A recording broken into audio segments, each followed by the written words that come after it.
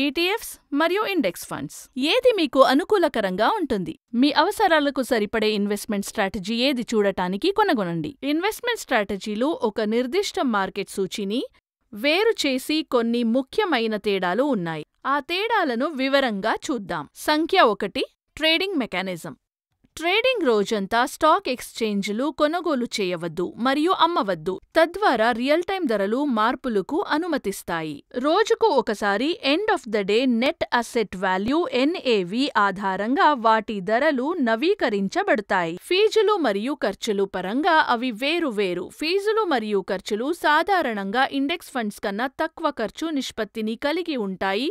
కొనుగోలు మరియు అమ్మడం సమయంలో బ్రోకరేజ్ ఫీజులు చెల్లించవచ్చు రావచ్చు.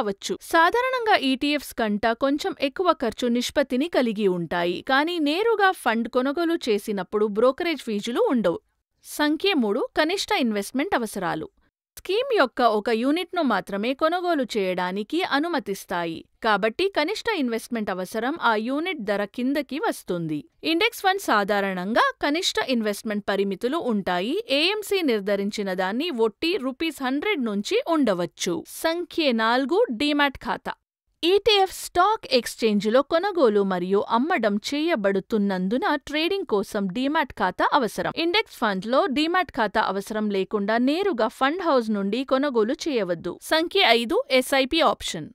నేరుగా ఫండ్ హౌస్తో SIPను ఏర్పాటు చేయడం సాధ్యపడదు. కొంతమంది బ్రోకర్లు ఈ ఫీచర్ని అందించవచ్చు, కాబట్టి ఇన్వెస్ట్మెంట్ చేసినందుకు మీ బ్రోకర్తో తనిఖీ చేయడం సిఫార్సు చేయబడింది. మీరు నేరుగా ఫండ్ చూస్తే SIPలను ఏర్పాటు చేయడానికి అనుమతిస్తాయి. ETFs మరియు ఇండెక్స్ ఫండ్స్ మధ్య ఎంపిక చేయడానికి సిద్ధమా? మీ ఇన్వెస్ట్మెంట్లను సరిబాటు చేసేందుకు సహాయపడి మరిన్ని వీడియోల కోసం వేచి ఉండండి. మ్యూచువల్ ఫండ్ పెట్టుబడులు మార్కెట్ రిస్క్ లోబడి ఉంటాయి. అన్ని స్కీమ్ రిలేటెడ్ డాక్యుమెంట్లను జాగ్రత్తగా చదవండి.